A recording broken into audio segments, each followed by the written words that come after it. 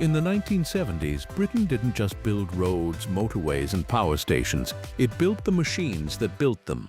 Welsh Valleys, Yorkshire Foundries, and Lincolnshire Works turned out diggers, cranes, and dumpers that conquered job sites across the world. Then, almost overnight, they vanished, bought out, broken up, scrapped, or simply forgotten. Today we're digging up 10 brilliant British construction machines from the 1970s that time left behind, and the stories of how each one disappeared. Number 1.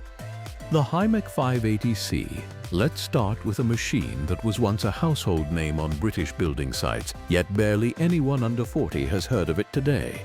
The Hymac 580C. The story begins in 1960, when an engineer named Peter Hamilton spotted an American excavator called the Backhoe. Together with his colleague Sandy Shand, he set up shop in 1962 in the small town of Rhymney, deep in the South Wales valleys, to build an upgraded European version. Their first proper machine was the Hymac 480, and the company grew so fast that the Rhymney factory eventually employed around 1,200 people. At its peak, Hymac was regarded as the main rival to JCB, which tells you just how big it once was. The machine that made the name was the 580. First built in 1964, it was a tracked 360-degree hydraulic excavator, and the revised 580B even won a British Design Council award back in 1967. Over its life, the 580 went through versions B, BT, C, and D, and the design proved astonishingly popular. Depending on whose figures you believe, somewhere between roughly 7,500 and 10,000 of these machines rolled out of Rhymney between 1964 and 1987. They were powered mostly by Ford engines, though some carried Perkins units and a few even ran Rolls-Royce diesels. Hamilton sold the business to the conglomerate Powell Dufferin in 1968, and the operation later passed to the German IBH Group in 1978, which went bankrupt in 1983. That collapse, combined with a flood of cheaper Japanese imports, slowly killed the brand off. But here's the lovely part. The Hymac never really died in the hearts of the people who used it.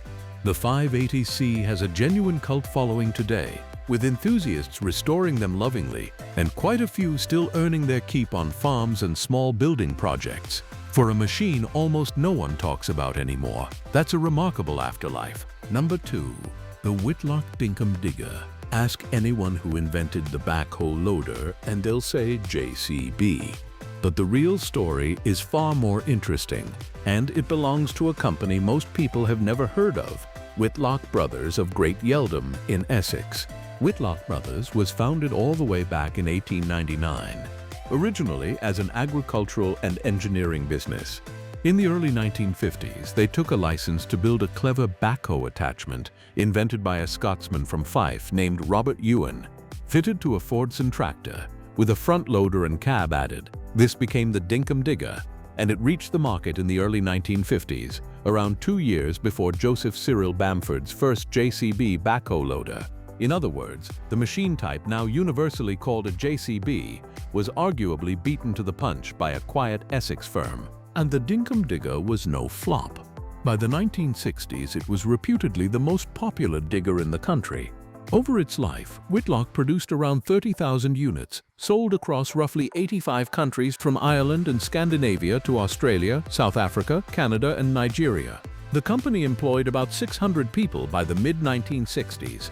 By the 1970s, the range had grown into 4x4 models like the 120C, 150C, and 180C, powered by Leyland and Ford engines. There's even a famous bit of industry folklore. A contractor once turned up to widen the road outside JCB's own factory, using inevitably a Whitlock digger, much to Bamford's irritation. So why have they vanished? In 1971, Whitlock was sold to Powell Dufferin for around £1.3 million, the same group that owned Hymac. The plan was to merge the two. By the mid-1970s, all Whitlock manufacturing had been moved to the Hymac factory in Rhymney, and the old Essex site was handed over to Volvo's new UK operation. By 1976, Whitlock had left the construction machinery business for good, with the backhoe range absorbed into the Hymac 370 series. A genuine pioneer written almost entirely out of the popular history. Number 3. The Priestman VC. Our next forgotten machine comes from a company that was building diggers before almost anyone else on Earth, Priestman Brothers of Hull. Founded in 1870, Priestman pioneered grab dredging equipment in the 1870s, supplying its first dredging crane to the Hull Docks Company in 1878. By 1928, they had begun a tradition that would define the brand, naming excavators after animals: the cub, the panther, the lion, the tiger, rugged, characterful machines that became famous around the world. The firm's vast Marfleet works in Hull eventually covered some 63 acres and, in its heyday, employed over 1,500 people. In the 1970s, Priestman developed something genuinely clever: the VC range of long-reach dredging excavators.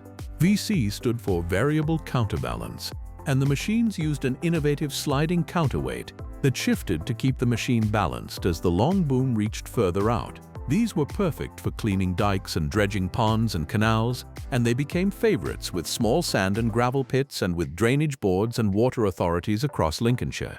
The 1970s also brought the Mustang line of hydraulic excavators, some of which were used by the Irish Office of Public Works on river drainage schemes. Here's the bittersweet twist. Priestman machines were almost too well built. There was a dredger that worked the River Ouse at York for over 100 years, with Priestman still making spare parts to keep it running, when commercially they should probably have been selling a brand new machine instead. Their products lasted so long that competitors, selling cheaper and sometimes near-identical machines, undercut them badly. Priestman was taken over by the Steel Group in 1969, which was swallowed by the Acro Group in 1972. When Acro went into receivership in 1984, the Priestman division was sold to Sanderson of Skegness, and the historic Hull factory closed that same year. A 114-year-old name, gone and barely remembered. Number 4. The Muir-Hill A5000. Now for one of the strangest-looking machines on this list, from a company with one of the oldest pedigrees, Muir-Hill of Old Trafford, Manchester. Muir-Hill started in the early 1920s, building accessories and equipment to expand the use of the Fordson tractor. Everything from sprung road wheels to simple rail locomotives for narrow-gauge lines, including the slate quarries of Blaenau Festiniog. But their biggest claim to fame is this: Muir-Hill effectively came up with the concept of the dumper truck back in 1927, building what was essentially a Fordson tractor turned in reverse with a tipping bucket over the driven axle. By the 1960s and 70s, Muir-Hill had become known for big, boxy, equal-wheeled, four-wheel drive machines, both heavy tractors and construction loaders. The loaders were distinctive beasts. Take the A5000. The 5000 came from the fact that it could lift 5,000 pounds in its bucket, some 12 feet into the air. These rugged machines were popular with quarries, construction firms, and even the army, and many could be fitted on the rear with either a backhoe or a winch, making them genuinely versatile. Muir-Hill loaders and tractors developed a fierce loyalty among the people who ran them. Operators nicknamed them Muriels, and anyone who used one in the 1970s tends to remember them with real fondness, even if they'll admit the styling was, shall we say, more function than form. The company even produced the Muir-Hill 171 in the mid-1970s, the only V8-powered tractor built in Britain and, at the time, the most powerful tractor produced in the UK. But specialist conversion firms like Muir-Hill faced an impossible challenge by the 1980s as mainstream makers like Ford began offering factory-fitted four-wheel drive of their own. The business passed through several hands, and in 1991 what remained was acquired by Lloyd Loaders of Yorkshire. The big yellow giants of Manchester slowly faded from the job site and from memory. Number 5. The Track Marshall 90, a proper crawler tractor, the kind that flattened ground before anything else could roll over it. Born from two old firms, Marshall of Gainsborough, steam engine men since 1848, and Fowler of Leeds, the famous ploughing engine builders. By the 1970s came the Track Marshall 90, powered by the durable six-cylinder Perkins 6.354 and usually wearing a dozer blade, brilliant for clearing, leveling, and drainage. Around 700 went to Australia. Then the takeover merry-go-round struck, British Leyland, then a string of owners, until higher-powered wheeled tractors killed demand and the name died in the late 1990s, still cherished by collectors today. Number 6. Smith of Rodley. Some of the machines on this list were brand new in the 1970s. This one was a survivor from a much older world, still soldiering on into the decade before it disappeared. The cranes and excavators of Thomas Smith and Sons of Rodley, near Leeds. The roots of this firm stretch back to around 1820, when a partnership of millwrights began working in the village of Rodley, on a narrow strip of land between Town Street and the Leeds and Liverpool Canal. By 1840, they were mostly making hand-operated cranes. By 1860, they had built their first steam crane. The company was formally incorporated as Thomas Smith and Sons Rodley Limited in 1918. Smith became famous for a particular design known as the Leeds-type crane, a tall central pivot with the boiler counterbalancing the jib, which made them remarkably stable. These cranes worked on some of the greatest construction projects in history, including the Manchester Ship Canal, the Aswan Low Dam in Egypt, and the Sudan Barrage. As steam gave way to diesel, the firm built diesel-engined crawler cranes and excavators, adapting their cranes into diggers simply by swapping the hook for a bucket, and later truck-mounted lattice-jib cranes on chassis from the likes of Atkinson, Foden, and Leyland. By the 1970s, though, the writing was on the wall. The railway industry, once a huge customer, had declined, and the heavy crane market was consolidating fast. In 1978, Thomas Smith was taken over by Northern Engineering Industries, joining a stable of famous crane names: Cowan Sheldon, Clyde Crane, Wellman, and their next-door neighbors, Joseph Booth. The 1980s recession finished off many of them, and both the Smith and Booth works on Rodley's Town Street eventually closed. A crane-making tradition stretching back more than 150 years quietly came to an end. Number 7. The NCK-Rapier. Our next forgotten name had a reputation for one thing above all: building machines that simply refused to die. This is NCK, and in the 1970s, NCK-Rapier. The story starts with Newton, Chambers and Company, a large engineering firm based near Sheffield, whose roots as iron founders go all the way back to 1794. In 1947, looking to use its foundry capacity and engineering skill, the company began building American carrying excavators under license, creating the name NCK, Newton Chambers Carrying. Then in 1958, NCK took over the famous Ipswich firm Ransomes & Rapier, makers of excavators, drag lines and port cranes, and the brand NCK-Rapier was born. What set NCK machines apart was their build quality. These cable-operated crawler excavators, cranes and drag lines were renowned for high quality and a long working life, typically over 20 years, with many still operating worldwide decades later.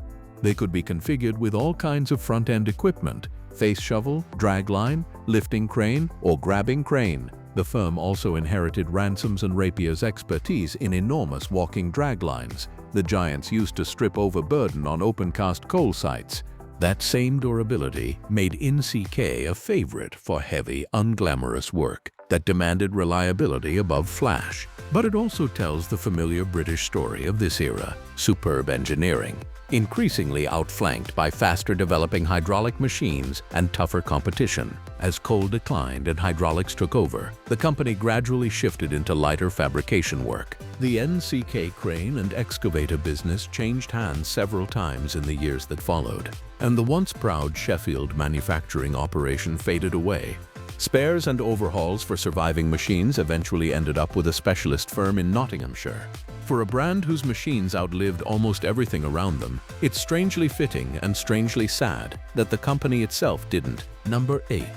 Coles Cranes. Here's a name that deserves far more recognition than it gets, because in 1970 it was reportedly the largest crane manufacturer in all of Europe.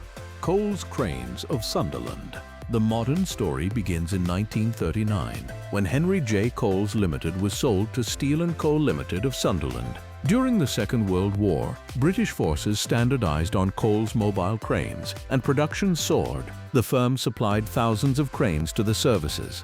After the war, huge sums were poured into re-equipping the company's Crown Works in Sunderland, a former shipyard on the Wear. In 1959, Coles strengthened its position by acquiring two other crane specialists, R.H. Neal of Grantham and F. Taylor & Sons of Manchester.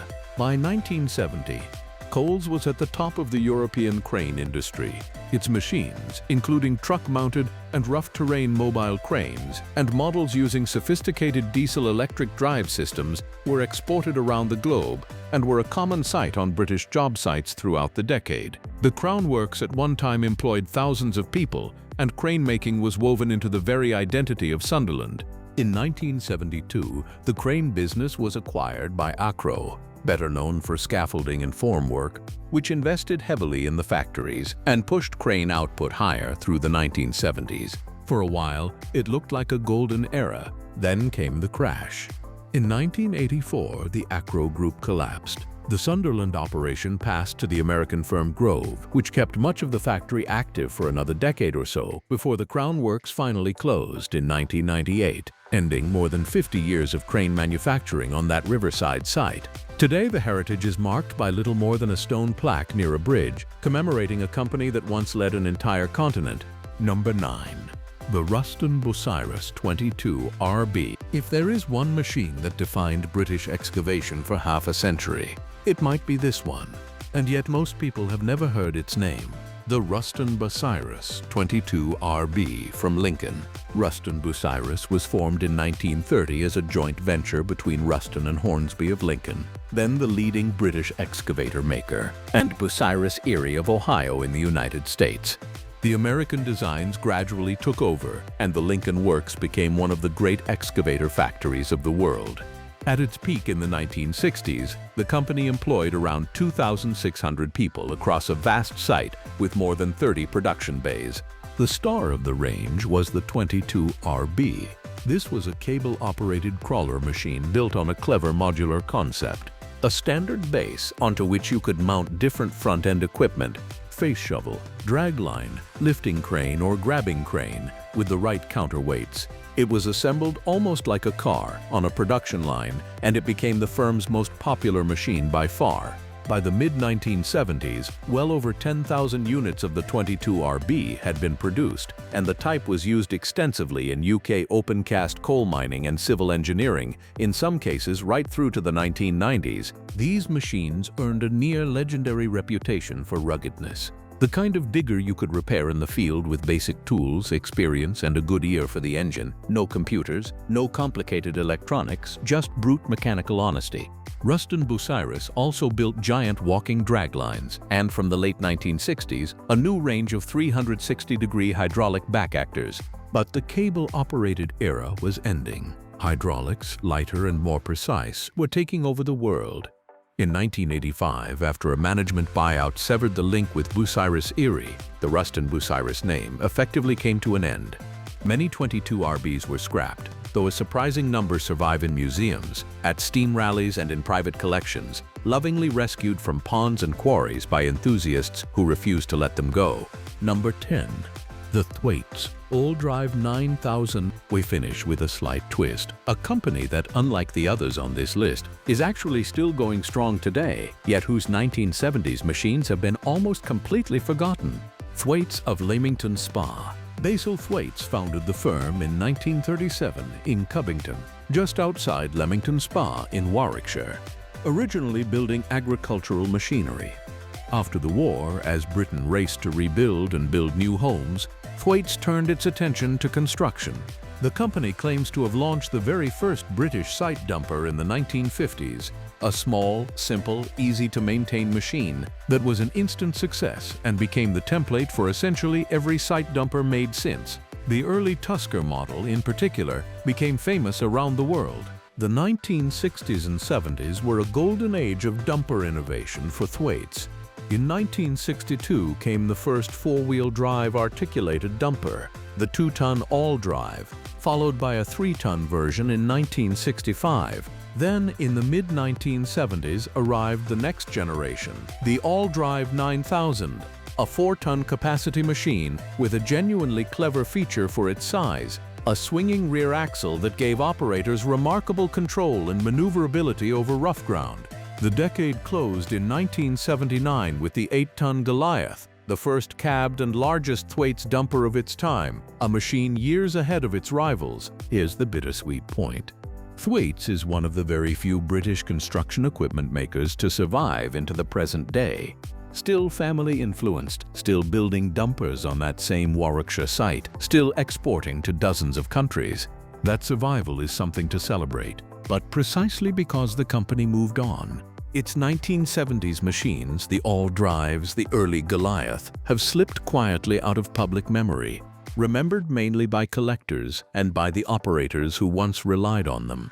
There's still a healthy market for refurbished 1970s Thwaites dumpers in Germany, where they're quietly cherished. Forgotten classics from a company that, against all the odds, lived to tell the tale. If you ever drove one of these machines, or if your dad or granddad did, I'd love to hear your stories down in the comments. Which one should I cover in more depth next? Hit like, subscribe for more forgotten engineering history, and I'll see you in the next one.